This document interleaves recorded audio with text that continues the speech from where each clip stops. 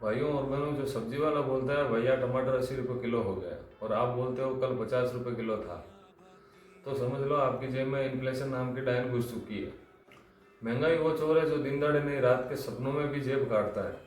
आज हम बात करेंगे इन्फ्लेशन क्या होता है और इन्फ्लेशन क्यों बढ़ता है और कैसे बढ़ता है, इन्फ्लेशन कैसे अपने सेविंग की बैंड बजाता है, महंगाई से कैसे लड़ा जाए, smart explain plus trending comparison, और क्या होगा अगर फ्यूचर में इन्फ्लेशन कंट्रोल नहीं हुआ तो।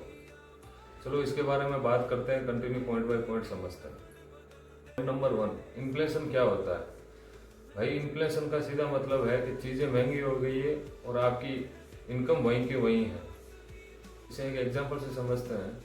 जैसे अपन 2020 में 100 के 10 समोसे आया करते थे और आज 2025 में 100 के 5 ही समोसे आते हैं, तो इसमें समोसा नहीं घटा है, अपने पैसों की वैल्यू कम हो गई है। समय के साथ चीज़ों की वैल्यू बढ़ती है और पैसों की वैल्यू घटती है, उसे इन्फ्लेशन कहते हैं। इन्फ्लेशन कैसे और क्यों बढ़ता है, जिसमें अपन बोलते हैं जैसे डिमांड ज़्यादा सप्लाई कम। इसे एग्जाम्पल से समझते हैं।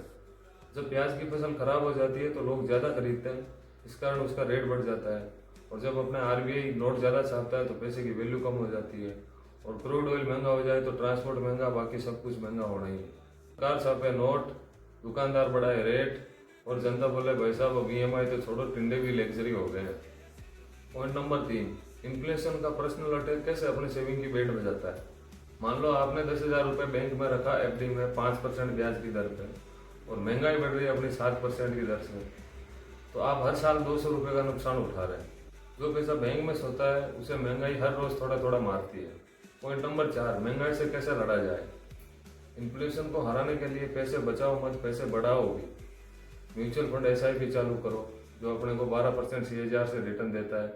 ये इन्फ्लेशन को बचाने के लिए सबसे सस्ता हथियार है। स्टॉक मार्केट में इक्विटी में लंबे समय तक इन्वेस्ट करो जो अपने इन्फ्लेशन से ज़्यादा रिटर्न देता है। और अपनी इन्वेस्टमेंट को डाइवर्सिफाई करो। सब्जी महंगी हो पर पोर्टफोलियो नहीं।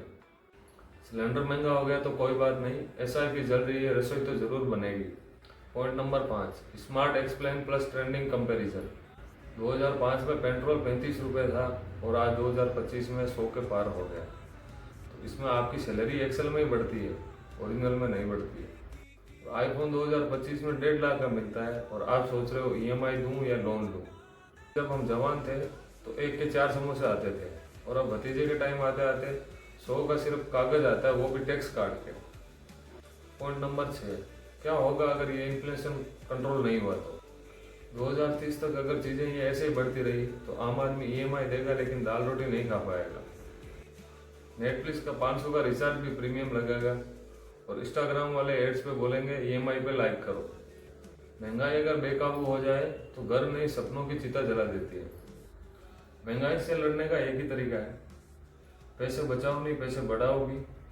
और हर महीने एसआईपी चालू करो, खर्चों पे नज़र रखो और याद रखो एफडी नहीं, फाइनेंशियल लिटरेसी ही फ्यूचर बदलता है।